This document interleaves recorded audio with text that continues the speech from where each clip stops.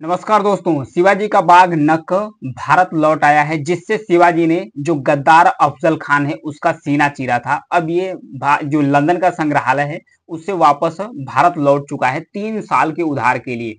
पूरी तरीके से ये जो कटार है, बाघ नख है, ये भारत वापस नहीं आएगा, ये 3 साल के लिए आया है। तो आइए समझते हैं कि इस खतरनाक हथियार का इस्तेमाल शिवाजी ने अफजल खान पर किस तरीके से किया था और क्यों किया था। ये लंदन क्यों पहुंचा है, लंदन के म्यूजियम में कैसे पहुंचा है, ये भारत किस आधार पे आ रहा है, इसकी पूरी विशेषता को समझेंगे। क्योंकि आज 19 जुलाई है, 19 जुलाई को इसकी प्रदर्शनी की जानी है महाराष्ट्र के अंदर। तो महाराष्ट्र सरकार के पहल के द्वारा ही इसे भारत वापस लाया गया है। तो इस पूरी स्टोरी को समझेंगे, काफी इंटरेस्टिंग स्टोरी है, आपको बहुत मजा आने वाला है। अगर आपको अच्छी लगती है ये स्टोरी तो आप चैनल को सब्सक्राइब जरूर कीजिएगा। आइए समझते हैं। तारीख थी 10 नवंबर था। 10 नवंबर 1659 का समय था। 10 नवंबर 1659 का समय था। जगह था महाराष्ट्र का सतारा का प्रतापगढ़ किला। ये देख सकते हैं किला है, सतारा का प्रतापगढ़ किला है।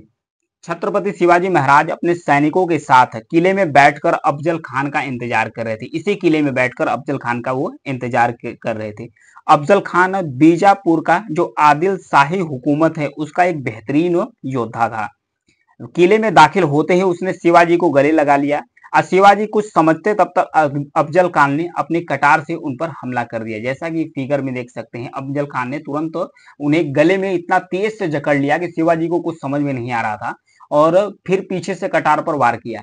फिर अपने लेफ्ट हाथ में इसी जो बाघ नख है इसको पहन के रखे थे शिवाजी। इतना तेज प्रहार करते हैं उसके सीने पर, अफजल खान के सीने पर करते हैं प्रहार और सीना सीधे फट जाता है। वो तेजी से चिल्लाता है और बैठ जाता है। इतनी चतुराई से उन पर अटैक किया था। वही दाहिने हाथ में अफजल पर एक बिछुआ पहने, दाहिने हाथ में एक बिछुआ पहन के रखे थे शिवाजी ने। वो उसके पीठ पर, जो अफजल खान थे उसके पीठ पर अटैक कर दिया, सीधे अटैक कर दिया। इससे जो अफजल खान है उसकी मौत होगी। बाद में इस बाघ नख को अंग्रेज अफसर ने इंग्लैंड लेकर चले गए थे।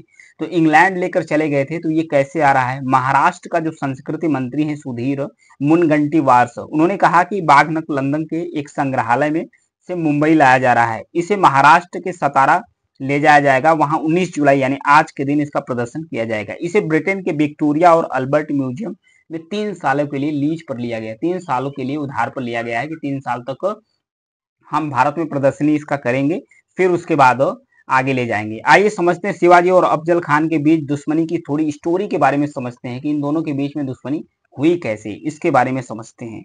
17वीं सदी की बात है, ध्यान रखिएगा, 17वीं सदी की बात है। छत्रपति शिवाजी राजे भोसले, इनके पिताजी थे शाहजी भोसले, एक महान राजा व रणनीतिक कार्य था। बीजापुर दरबार के एक बड़े सिपह सलाहकार आज जो अफजल खान है उसी के साथ शिवाजी की कई कड़वी यादें भी जुड़ी थी। अफजल खान ने 1648 में, ध्यान रखिएगा सन को, 1648 में अफजल खान, जैसा कि ये देख सकते हैं ये है अफजल खान। अफजल खान ने 1648 में शिवाजी के पिताजी शाहजी को बेड़ियों में जकड़कर बीजापुर लाया था और 1654 में उनके बड़े भाई संभाजी की मौत में भी उसका ही हाथ था। किसका था? अफजल खान का हाथ था। यह वो दौर था जब उत्तर से लेकर दक्षिण तक भारत में अहम बदलाव हो रहे थे।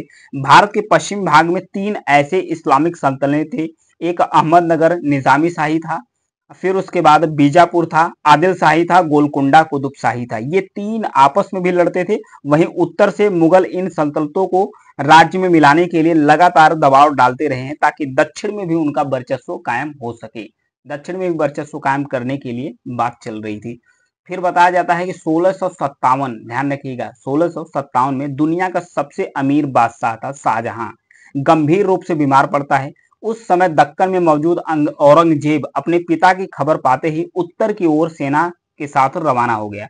अगले ही साल औरंगजेब ने मुगल बादशाह बनता है। औरंगजेब के जाते जाते बीजापुर के सुल्तान को शिवाजी ने सावधान करने को, बीजापुर के सुल्तान को शिवाजी से सावधान रहने के लिए कहा था। किसने कहा था? औरंगजेब ने कहा था कि जो बीजापुर के सुल्तान से कहा था कि आप शिवाजी से सावधान रहिएगा। क्यों? क्योंकि जो शिवाजी हैं वो एक खतरनाक मराठा योद्धा थे। दरअसल उस वक्त अपनी गुरिल्ला युद्ध शैली के लिए शिवाजी एक के बाद एक किला जीतते जा रहे थे। यह बात न तो ताकतवर मुगलों को हजम हो रही थी, न ही दक्कन की बड़ी सल्तनत बीजापुर को हजम हो रही थी। उस वक्त बीजापुर का सुल्तान था अली आदिल शाह द्वितीय। सुल्तान अली आदिल शाह द्वितीय बहुत ही कम उम्र का था। बहुत ही कम उम्र का था। इस कारण इसके राजकाज को उसकी सौतेली माँ जो बड़ी बेगम साहिबा है वो चला रही थी। उसे शिवाजी से चिढ़ थी, उसकी माँ से। जो अली आदिल शाह था उसकी माँ को शिवाजी से चिढ़ थी। वो हमेशा शिवाजी को अपना दुश्मन मानती थी। उसने एक दिन दरबार में खास लोगों को बुलाया था। दरबार में उसने खास लोगों को बुलाया था। तो क्यों बुलाया था? उसने बुलाया और सामने एक तस्तरी रखी थी जिसमें पान का बीड़ा था। उस तस्तरी में पान का बीड़ा था। उसमें हुआ क्या था? उस पान की बीड़ा को तो दरबार में आए लोगों से कहा गया कि जिसमें शिवाजी को खत्म करने की हिम्मत है वह पान का बीड़ा उठा लो। तो किसी ने नहीं उठाया, किसी ने नहीं उठाया। खामोशी छाई हुई थी, क्योंकि जो शिवाजी थे ना बहुत ताकतवर योद्धा थे। उस समय के उस दौर में बहुत ताकतवर योद्धा थे। वहीं बीजापुर की बड़ी सेना के बावजूद शिवाजी से टकराना बच्चों का खेल तो नहीं था। सभी को डर लग रहा था। तभी एक बड़ी कद काठी का शख्स सामने आता है। उसने इस बीड़े को, पान के बीड़े को उठा लेता है, जिसका नाम था अफजल खान। जिसका नाम था अफजल खान। तभी से दुश्मनी, वो अपने शिवाजी को अपना दुश्मन मान लिया था। तभी से वो अपने दिमाग में बैठाया था कि शिवाजी को हम मार गिराएंगे। उस शख्स, बीजापुर का जो सल्तनत सिपह सलाह अफजल खान था, उसी दिन अफजल खान को शिवाजी, जो शिवाजी थे उसको अपना पूरा तरीके से दुश्मन मान लिया था। फिर उसके बाद फिर उसके बाद करता क्या है, एक इतिहासकार हैं जिनका नाम है जदुनाथ सरकार। ये अपनी किताब शिवाजी एंड हिज टाइम में लिखते हैं कि अफजल खान ने जब बीजापुर के दरबार में डिंग भी हाँक रहा था, उसने कह रहा था कि भाई मैं शिवाजी को मतलब जंजीर में जकड़ूंगा, जकड़ के लाकर यहाँ पर फेंक दूंगा, बीजापुर के दरबार में मैं फेंक दूंगा उन्हें जकड़ कर।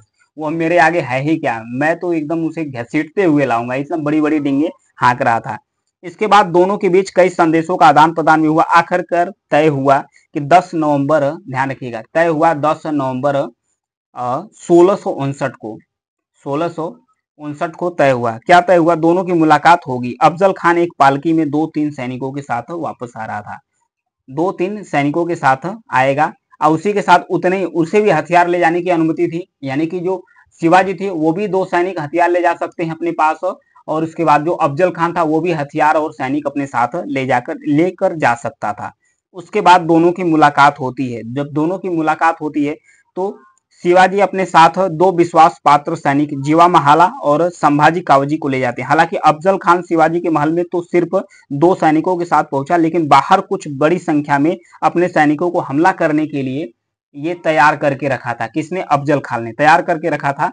फिर उसके बाद होता क्या है, फिर यहाँ पर देखिए जैसे ही गले मिलते हैं दोनों एक दूसरे से, तो तैसे ही ये जो अफजल खान है शिवाजी के गले को बहुत तेज से दबाता है। तभी शिवाजी को आभास होता है कि ये कुछ गड़बड़ करने वाला है। तुरंत ही अपना जो बाघ नख है जो लेफ्ट हाथ में पहन के रखे थे शिवाजी, ये तुरंत ही उसके जो अफजल खान है उसके सीने में घुसा दिए। अपने दाहिने हाथ में एक बिछवा पहन के रखे थे शिवाजी, उसके पीठ में घुसा दिए थे। अफजल खान वही धराशायी होता है। फिर ये अपने सैनिकों को, जो 2 सैनिक उसके साथ आए रहते हैं, किसके? अफजल खान के, आदेश देता है कि शिवाजी पर अटैक करे। जैसे ही उनके सैनिक शिवाजी पर अटैक करते, वैसे शिवाजी के जो 7 सैनिक थे उस पर अटैक करते हैं, वो दोनों को मार गिराते हैं। दोनों को मारते हैं, दोनों लेकर भागते हैं। भागने डोली पालकी में बैठाकर लेकर अफजल खान को भागते हैं। तब दोनों ही पकड़कर सैनिक और शिवाजी अफजल खान को तुरंत खत्म कर देते हैं। फिर उसके बाद बीजा जो शिवाजी थे उन्होंने अपना जो प्रतापगढ़ का किला था वहां से आह्वान किया, बिगुल बजा दिया, युद्ध छिड़ गया है। और उसके बाद कुछ गुरिल्ले सैनिक थे जो मतलब छुप छुप कर वार करते हैं, वो जंगल में छुपे हुए थे। वो तुरंत ही अटैक कर देते हैं अफजल खान की सेना पर। तो अफजल खान की सेना कुछ समय तक लड़ी थी। फिर उसके बाद वो लोग भाग खड़े हुए। करीब बताया जाता है कि उस समय 3000 लोगों की मृत्यु हुई थी उस युद्ध में। तब वहीं से अफजल खान तेजी से भागकर चला जाता है। फिर उसके बाद आते हैं ये ब्रिटेन कैसे पहुंचा। आइए अब असली कहानी की तरफ चलते हैं कि ये जो बाघ नख है, जैसा फिगर देख सकते हैं बाघ नख, ये ब्रिटेन कब पहुंचा। 1818 में जब ईस्ट इंडिया कंपनी ने अंग्रेज अधिकारी जेम्स ग्रांट डफ को सतारा कोर्ट में रेजिडेंट राजनीतिक एजेंट बनाकर भेजा, तो उन्हें यह बाघ नख उपहार में दे दिया गया था। ये बाघ नख उन्हें उपहार में दे दिया गया था। 1824 में 1824 में जब डफ वापस इंग्लैंड लौटे तो अपने साथ वह इस बाघ नख को ब्रिटेन ले आए, जहां उनके वंशजों ने इसे विक्टोरिया और अल्बर्ट म्यूजियम को दान कर दिया। विक्टोरिया और अल्बर्ट म्यूजियम की सूची में दावा किया गया कि यह प्रसिद्ध हथियार ईस्ट इंडिया कंपनी के अधिकारी जेम्स ग्रांट डफ का था। उन्हें मराठाओं ने उपहार स्वरूप में दिया था। म्यूजियम के अनुसार बॉक्स के साथ इसको फिट किया हुआ था, जिस पर शिलालेख लिखा गया है, लिखा गया है कि ये किस तरीके से है। फिर उसके बाद होता क्या है, बागनक भारत लाने की कहानी के बारे में समझते हैं। तो वहीं महाराष्ट्र के सांस्कृतिक मामलों के मंत्री हैं सुधीर यानी कि मुनगंटीवार हैं। प्रमुख सचिव सांस्कृतिक डॉक्टर विकास खड़गे। राज्य के पुरातत्व और संग्रहालय निदेशालय के निदेशक हैं डॉक्टर तेजस गर्गे।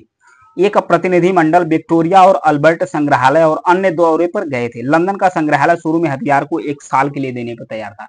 लंदन का जो संग्रहालय था उसने कहा कि हम 1 साल के लिए इसे सिर्फ देंगे। तो राज्य सरकार ने रिक्वेस्ट किया और बोला कि हमें इसे कम से कम 3 साल के लिए दीजिए, ताकि हम इसका जो प्रदर्शनी है वो कर सके, हम इसका 3 साल पूरी तरीके से प्रदर्शनी कर सके। तो फिलहाल वो मानने के लिए तैयार हो जाते हैं, फिर 3 साल के लिए देते हैं। अब ये भारत आ गया है। अब भारत आने के बाद यहाँ पर देखिए एक जो बॉक्स है, जिस बॉक्स में बाघ नख को रखा गया है, ये काफी पैक है, एक मतलब कि बुलेट प्रूफ है, इसे भेदा नहीं जा सकता। बुलेट प्रूफ है तो मतलब इसे बुलेट से भेदा नहीं जा सकता है, काफी सुरक्षित है। इसे लेकर वापस आया गया है। तो आइए समझते हैं कि भारत से बाहर जो भी सामान, जो भी वस्तुएं लेकर जाई गई है, उसे भारत लाने के लिए जो भी कलाकृतियां भारत से बाहर किसी तरीके से, चाहे दान में चाहे लूट कर, किसी तरीके से अगर भारत से बाहर गई है, तो उसे भारत लाने के लिए कितनी प्रक्रियाएं हो सकती है। तो इसके लिए 2 प्रक्रियाएं, बेसिकली इसके 2 प्रक्रियाएं हैं। एक तो है कानूनी प्रक्रिया। कानूनी प्रक्रिया को बताया जाता है कि ये सालों लग जाता है, यानी कि इसमें काफी लंबा समय लगता है, क्योंकि कोर्ट कचहरी का चक्कर होता है, इंटरनेशनल कोर्ट जाया जाता है, फिर मुद्दा पेश करना होता है, गवाह साक्ष्य सब पेश करना पड़ता है। और दूसरा एक तरीका है कूटनीतिक, क्योंकि भारत का इस समय कद ना पूरी दुनिया में बढ़ा हुआ है, तो भारत की बात भी मान देते हैं। कूटनीतिक प्रक्रिया होता है बातचीत करने का तरीका, क्योंकि भारत का जो डोमिनेंस है ना इस समय पूरी दुनिया में बढ़ा है।